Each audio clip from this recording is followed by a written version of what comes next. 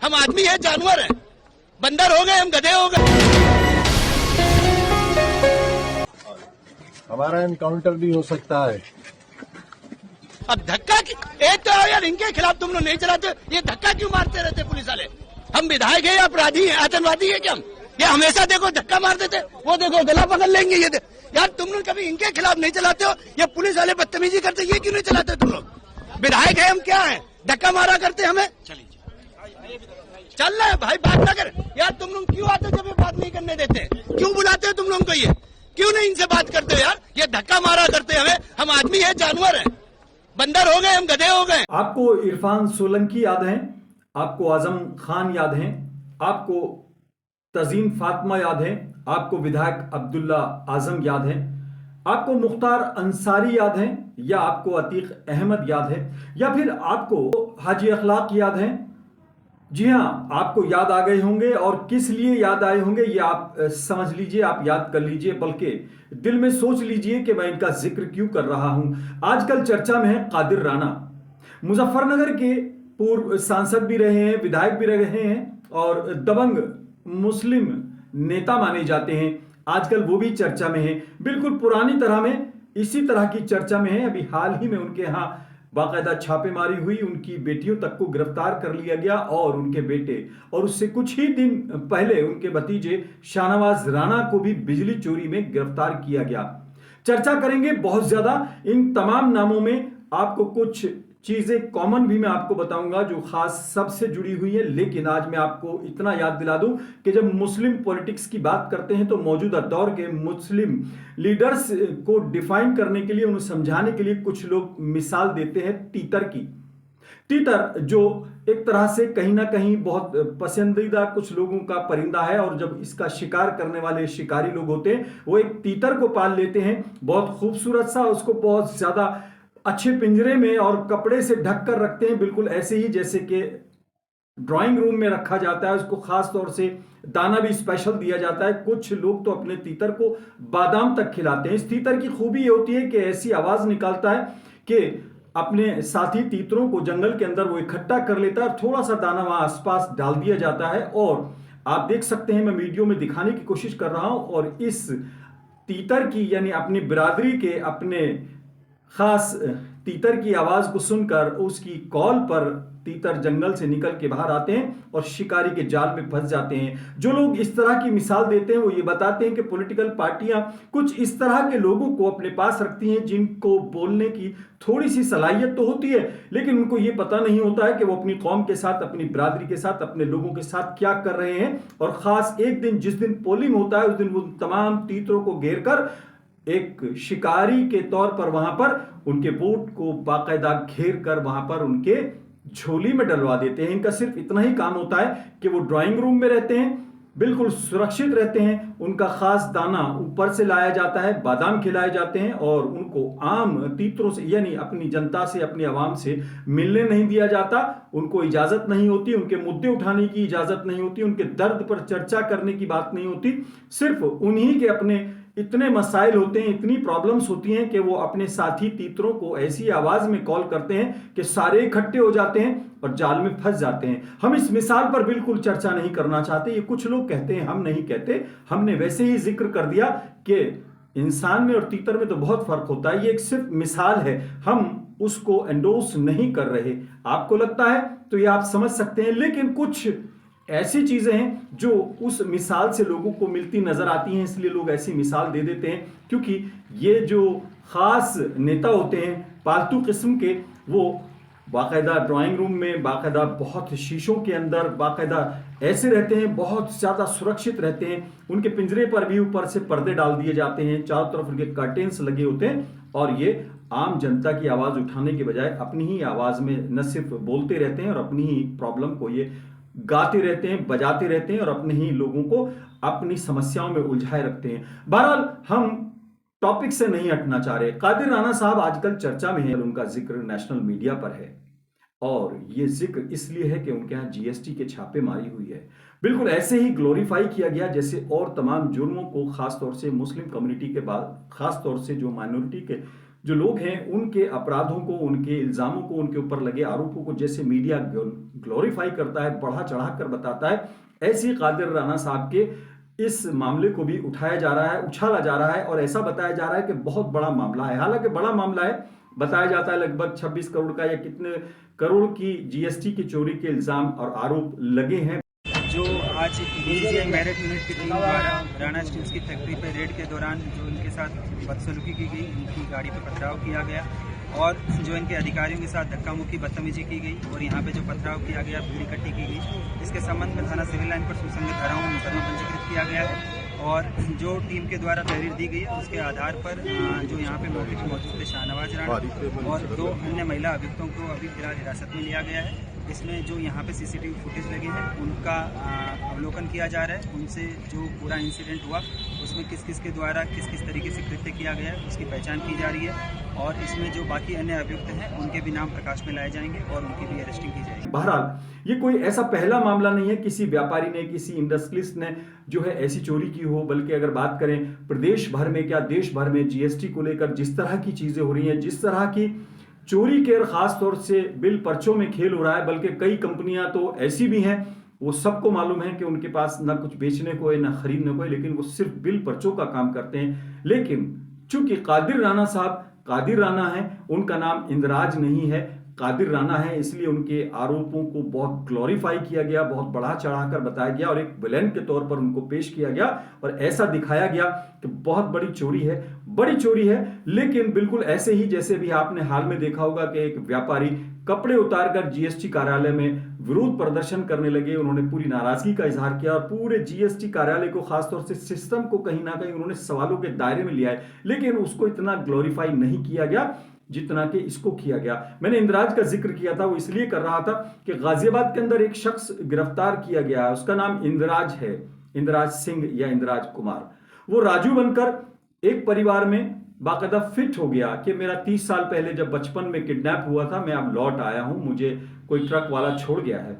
और वो आकर बताने लगा कि मुझको 30 साल तक बंधक बनाकर रखा गया और एक माँ ने जो 30 साल पहले 31 साल पहले अपने बच्चे को खो चुकी थी, उसको उसने कुछ ऐसी बातें बताई कि उसको लगा ये मेरा खोया हुआ बेटा है और बहन को लगा कि मेरा खोया हुआ भाई है, बाप को लगा कि मेरा खोया हुआ बेटा है। इमोशनली उनको ब्लैकमेल किया और उनके घर में फिट हो गया। चूंकि मीडिया का और सोशल मीडिया का जमाना है, जब ये खबर चलाई गई और बताई गई तो 2 जगह से कॉल आई, देहरादून से और राजस्थान से, कि ये राजू हमारे यहां भी रह चुका है, हमारा भी बच्चा खो गया था लेकिन अब ये गायब हो गया है। जब इसकी पोल खुलनी शुरू हुई तो पुलिस ने जब उसको बाकायदा इन्वेस्टिगेट किया और इस पूरे मामले की परतें उतारी तो 5-6 जगहों पर तो वो भटिंडा, राजस्थान, देहरादून और तमाम जगहों पर, खासतौर से राजस्थान वगैरह में 5-6 जगह तो उसकी चीजें उजागर हो गई हैं। लेकिन चूंकि उसका नाम इंद्राज है, कादिर राणा नहीं है, इसलिए उससे शायद ये सवाल नहीं पूछे गए कि कितनी जगहों पर वो रहा, कितनी जगह उसने कौन सा क्राइम किया। क्या कुछ जगहों पर ऐसा भी हुआ होगा कि बूढ़े लोगों की जहां डेड बॉडियां मिली हैं, जहां पर हत्या हो गई और वो आज तक एक तरह से अनफोल्ड हैं, जिस तरह से वो मामले आज तक सुलझे नहीं है, क्या उसमें तो उसका रोल नहीं था? क्या वो इस पूरे क्राइम को अकेले ही अंजाम देता था या इसके साथ पूरा नेक्सस था? बिल्कुल ऐसा बताया गया जैसे इंद्राज सिर्फ एक छोटा मोटा क्रिमिनल है, सिर्फ चीटर है, सिर्फ उसने चीट करने की नीयत से, छोटी मोटी चोरी करने की नीयत से, मोबाइल चुराने की नीयत से वहां पर फिट हो गया। यानी माता पिता के इमोशंस को, बहन के इमोशन को चीट करने के अलावा उसने कितने बड़े बड़े क्राइम्स को इतने इस दौरान में उसने किया है, ये सवाल कहीं अभी तक आपने नहीं देखे, क्योंकि उसका नाम इंद्राज था। 5 जगह पे ये फर्जी बेटा बन के रह चुका है। कभी ये फर्जी भाई बन के, कभी ये दूर का रिश्तेदार बन के, कभी फर्जी बेटा बन के परिवारों के साथ रहता था। जिसमें एक घटना गंगानगर डिस्ट्रिक्ट की है, एक घटना देहरादून की है, एक घटना सीकर की है, एक गाजियाबाद की है और एक जैसलमेर की है। इसमें इतनी तो घटनाएं अभी वेरीफाई हो चुकी हैं।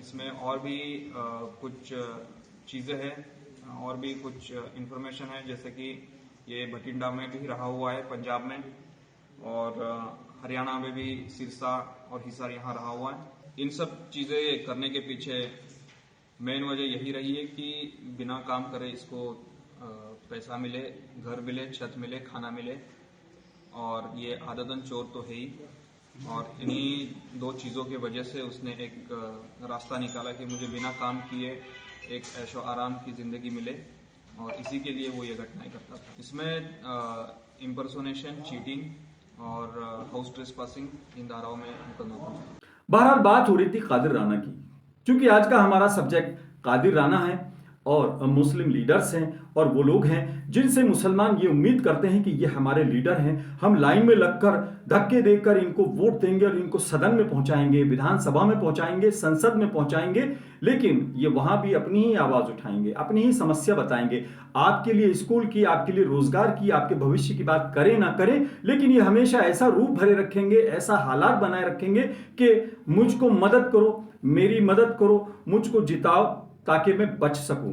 ये तमाम वो लोग हैं जो आज पॉलिटिकल पार्टियों की पहली पसंद बन गए हैं। अगर बात करें तमाम पॉलिटिकल पार्टियों की मौजूदा जो सिलेक्शन है, वो सिलेक्शन ऑफ जो पीपल है, जो उनके लीडर्स का सिलेक्शन है, खासतौर से माइनॉरिटीज के लिए, उनका क्राइटेरिया लोगों के मुताबिक, मैं नहीं कह रहा, आप देख सकते हैं, आप अपने शहर में भी आप सर्वे कर सकते हैं, कबाड़ी होना चाहिए, बेपढ़ा लिखा होना चाहिए, उसका बौद्धिक स्तर कहीं नहीं होना चाहिए, वो अपने अलावा मैं करने के अलावा कुछ ना जानता हो, वो कौम की बात न करता हो, वो अपनी समस्याएं इतनी उठाए रखे कि कौम खुद उसके पीछे लगी रहे कि यार इसको बचाना है, अगर इसको हमने नहीं बचाया तो इसको पुलिस या तो एनकाउंटर में मार देगी या जेल भेज देगी, इसको जिताना बहुत जरूरी है। ये तमाम वो लोग हैं और इनके बारे में मैं आपसे बात कर रहा था। तो मैंने आपको अभी बताया था कि आजम खान, इरफान सोलंकी, अतीक अहमद, मुख्तार अंसारी, हाजी अखलाक, ये तमाम वो नाम हैं जो अभी हाल में कुछ एक या दो पार्टी से जुड़े हुए हैं। इनमें खास कॉमन बात यह है, इनकी सबसे कॉमन बात यह है कि एक या दो पार्टी, बल्कि एक ही पार्टी से ज्यादातर लोगों का ताल्लुक रहा है।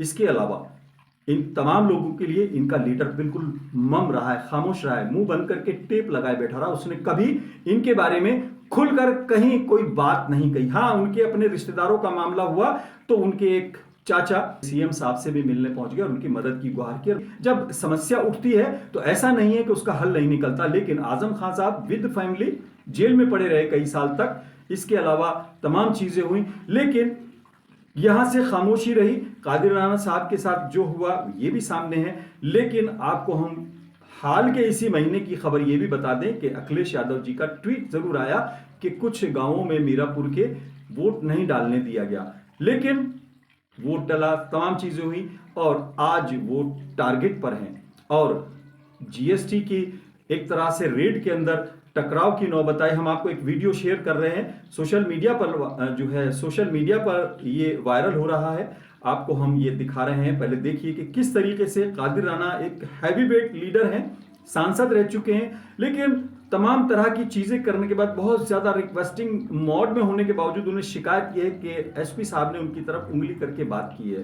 हालांकि बहुत सारे लोगों के बीच में जब हीरो को ऐसे कहा जाता है तो बुरा तो लगता ही, किसी को भी लग सकता है, लेकिन ये वीडियो आप देखिए, तमाम चीजें समझने की कोशिश कीजिए कि हालात क्या चल रहे हैं। अब हमने भूल नहीं किया, शॉर्ट करिए, बोलना अलग है, मतलब कुछ तो बात को करना पड़ेगा। वो जो करना पड़ेगा करिए ना, मैं इसको मने तो नहीं कर रहा, मैं तो आपसे रिप्लाई जिनसे करूँगा ना, अब कोई बदतमीजी नहीं होनी चाहिए। अब जो आप पहले तो मेरी आप सही करिए मेरे साथ में। हाँ, नहीं सही है। आप ये बात को गलती को नहीं, मैं बस आपसे कह रहा हूँ, आपसे कह रहा हूँ, आपने जो कहा मैं इससे बात कर रहा हूँ और आपने कहा ऐसा ना हो, आपने कहा ठीक नहीं होगा, आप तो इसका कोई सॉल्व करेंगे तो अभी आपने जो भी करेंगे ना, मैडम हमारे लोगों को हम तो नहीं थे यहाँ। जीएसटी चोरी अगर आप देखेंगे अखबार उठाकर तो कोई दिन ऐसा नहीं जाता जब बड़े से बड़े व्यापारी, खास तौर से उनकी इस तरह की चीजें सामने न आती हो या उनके ऊपर इल्जाम न लगते हों। लेकिन कहीं भी ऐसा नहीं हुआ कि उसके तमाम परिवार के लोगों को जेल भेज दिया गया, उसकी बेटियों को जेल भेज दिया गया और तमाम चीजें हुई हैं। ये बहुत तकलीफदेह बात है।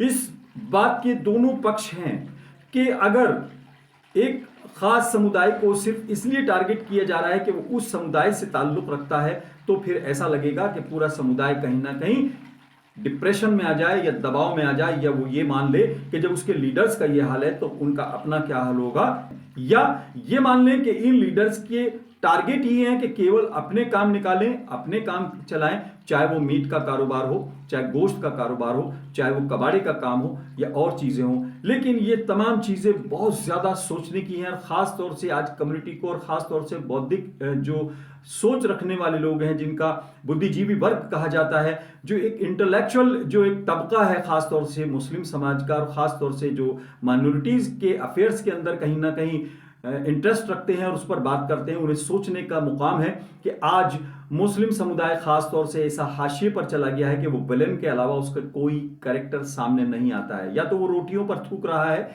या जूस में थूक रहा है, या लव जिहाद कर रहा है, या फिर वो गौ हत्या कर रहा है, लेकिन वो कोई अच्छा काम नहीं कर रहा। क्या सिर्फ ये नेगेटिव चीजें उसकी सामने आ रही हैं, या वो जानबूझकर ऐसे किया जा रहा है, या वाकई में वैसा है? इस पर बहुत गौर करने की जरूरत है।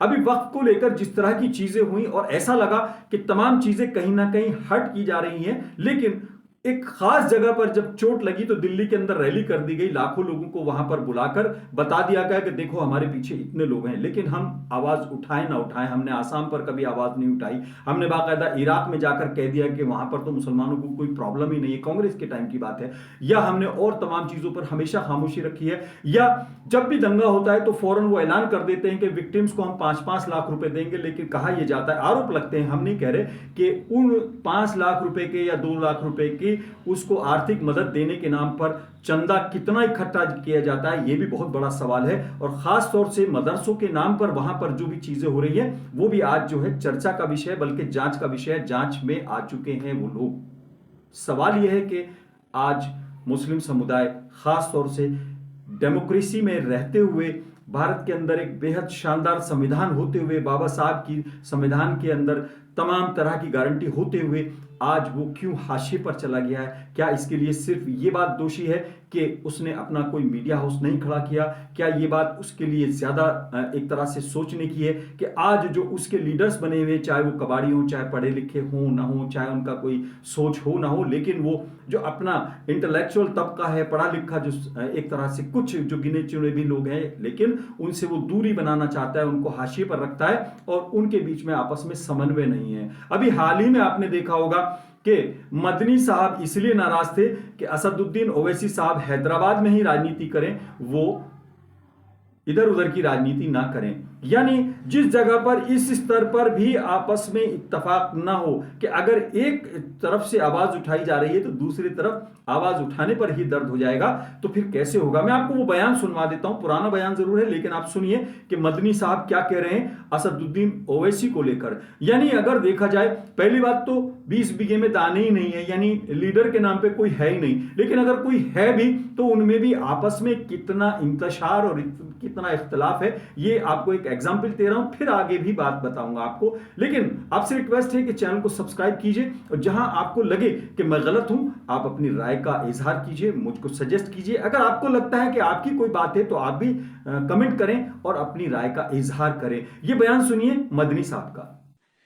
मैं उनको बहुत अच्छा आदमी मानता हूं, असदुद्दीन ओवैसी साहब को, लेकिन यहां पर मैं उनसे बिल्कुल डिसएग्री करता हूं कि वो मुसलमानों के, इंडियन मुस्लिम्स के पॉलिटिकल लीडर बनने की कोशिश कर रहे हैं। इसको हम कामयाब होने नहीं देंगे किसी कीमत पर, बिल्कुल नहीं होने देंगे। आप हैदराबाद के पॉलिटिकल लीडर बन जाइए, वो ठीक है, मुझे वहां तक भी मंजूर है कि वो आंध्रा और तेलंगाना के बन जाए, इससे आगे नहीं जाना चाहिए। अरे लिफाफों पे जिंदगी गुजारने वालों, शर्म से डूब मरो। तो अरे तुमको कुरान करीम दिया ना हाथ में, अल्लाह का कलाम तुम्हारे हाथ में दिया, तुमको उसका भी लिहाज नहीं है, और तुम दावा करते हो कौम का।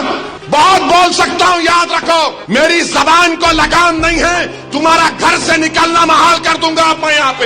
मंदी साहब हमारे बड़े इज्जत माब हैं, हम उनकी एक तरह से तलकीन करते हैं, उनकी इज्जत करते हैं, बल्कि पूरा एक तरह से करोड़ों लोगों के दिल में वो बसते हैं, और सभी लोग उनसे अकीदत रखते हैं, उनकी फैमिली से, उनके तमाम एक तरह से सब लोगों से लोग अकीदत रखते हैं। हालांकि अब दुकानें बहुत अलग मतलब फिरके अलग अलग हो गए हैं, देवबंदी हैं, बरेलवी हैं, और भी अब नई नई चीजें भी आ रही हैं। शिया सुन्नी तो पहले था ही, लेकिन अब इसमें भी सेगमेंट अलग अलग होते जा रहे हैं। कुछ लोग वैसे हो गए हैं, सूफीज्म में चले गए हैं, कुछ लोग बरेलवियत में चले गए हैं, कुछ लोग देवबंदी हो गए, कुछ लोगों का मसलक कुछ है, कुछ लोग भले ही मस्जिद में जाएं न जाएं लेकिन उनको कभी हाथ छोड़ने पर प्रॉब्लम है, हाथ बांधने पर प्रॉब्लम है, और पजामे की ऊंचाई पर प्रॉब्लम है, पजामे की नीचे होने पर एक तरह से सवाल है। ये तमाम वो चीजें हैं जो बेसिक को कहीं ना कहीं पीछे रख देते हैं। बिल्कुल ऐसे ही जैसे अगर आप मैयत में जाएंगे तो ये चर्चा होगी कि फला की मौत हो गई लेकिन फला भी आए थे, उनका जिक्र मतलब जिसकी मौत होगी वो तो उस दिन उनका तो चर्चा इसलिए होगा कि कंडोलेंस उनका था, लेकिन बाकी सब लोग शून्य हैं, बाकी लोगों की चर्चा ना होकर 2 ही लोग हैं, उनका इंतकाल हो गया और वहां पर वो भी लोग मौजूद थे, वो साहब भी मौजूद थे। यानी वो इस तरह से उन्होंने किया हुआ है कि आज सिर्फ सब चीजें फोकस होकर रह जाएं। मदनी साहब का हम जिक्र कर रहे थे, उन्होंने ओवैसी साहब पर सवाल उठाए हैं। ओवैसी साहब के ऊपर तमाम तरह के इल्जाम लगते हैं कि वो किसी पार्टी की बी टीम बनकर काम करते हैं, यानी वो वहीं जाकर चुनाव लड़ते हैं जहां पर उस पार्टी को मदद की जा सकती हो कि ताकि कुछ वोट वहां पर कट जाएं। ये इल्जाम है, लेकिन ये तमाम वो चीजें हैं जिसको आज समाज को खास तौर से मंथन करना होगा। मैंने आपसे कहा था कि मैं आपको और भी चीज बताऊंगा। इमाम बुखारी साहब आज हैं, बड़े इमाम साहब, अल्लाह बख्शे, चले गए हैं, अल्लाह पाक उनकी जन्नत में आला मकाम अता फरमाए उनको, और भी तमाम लोग। ये जामा मस्जिद में अपनी एक तरह से नमाज पढ़ाते हैं, लेकिन ये ITO के ऊपर जो मदनी सेंटर है जमीयतुल उलमा का, वहाँ ये नहीं जाते। जमीयतुल उलमा के लोग जामा मस्जिद में बहुत कम जाते हैं, यानी ये अलग एक सेगमेंट था, वो अलग सेगमेंट था। हो सकता है ये लोग मिलते हो सकता है रिश्तेदारियां हो गई हो, लेकिन ऐसा बज़ाहिर लोगों का कहना था कि जमीयतुल उलमा ITO तक सीमित है, जामा मस्जिद तक सीमित है, और जो तमाम लोग हैं और रजा साहब बरेलवी तक सीमित हैं। ये वो सेगमेंट थे, लेकिन आज एक नई चीज आ गई कि ओवैसी साहब से मदनी साहब को प्रॉब्लम है। लेकिन ये वो बातें हैं जो आज चर्चा का विषय हैं और बहुत जरूरी हैं। अगर कादिर राना की फैक्ट्री पर छापेमारी हुई है तो कानून अपना काम करेगा, प्रशासन अपना काम करेगा, और करना चाहिए।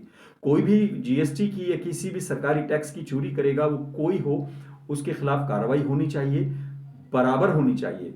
लेकिन उस तरह से, जिस तरह से ग्लोरीफाई करके और एक पूरे कहीं ना कहीं मैसेज देने की कोशिश की जाती है, उससे ऐसा लगता है कि पूरा समाज कहीं ना कहीं हतप्रद रह जाता है। उसको लगता है कि जब लीडर हमारा इतना असहाय है कि उसकी बेटियां जेल जा रही हैं, वो खुद हाथ जोड़ रहा है, रिक्वेस्टिंग मोड में बात कर रहा है, लेकिन वो फिर हमारे लिए क्या उठाएगा, हमारे लिए क्या समस्या हमारी हल करेगा, हम उससे क्या उम्मीद करें।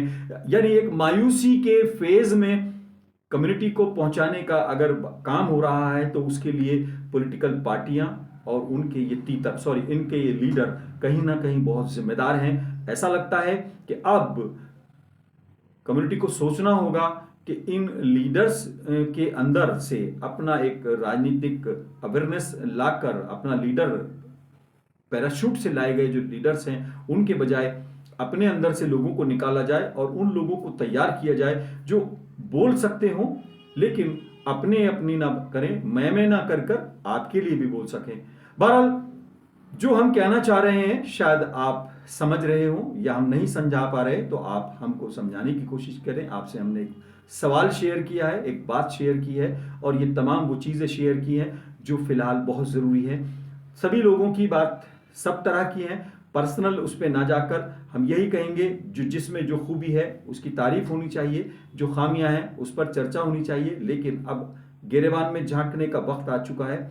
सब लीडर्स को इनको अपने गिरेबान में भी झांकना होगा, खामियों पर चर्चा करनी होगी, और ये भी देखना होगा कि वो कौम को देने के लिए राजनीति में आए हैं या कौम को इस्तेमाल करने के लिए राजनीति कर रहे हैं। उनके अपने इशू इतने बड़े हैं कि वो अपने इश्यूज को हल करने के लिए या अपने आप को बचाए रखने के लिए इस राजनीति को कवच के तौर पर इस्तेमाल कर रहे हैं, या इन पॉलिटिकल पार्टियों के लिए तीतर बनकर अपनी कम्युनिटी को वहां लाकर फंसाने की या जाल में फंसाने की कोशिश कर रहे हैं ताकि वोट वाले दिन इनका वोट यहां पर जाकर फंस जाए। आपसे रिक्वेस्ट है कि इस चैनल को सब्सक्राइब कीजिए, अपनी राय रखिए और हमको आगाह कीजिए। आज फिलहाल इतना ही। अपने मेजबान आजाद खालिद को इजाजत दें।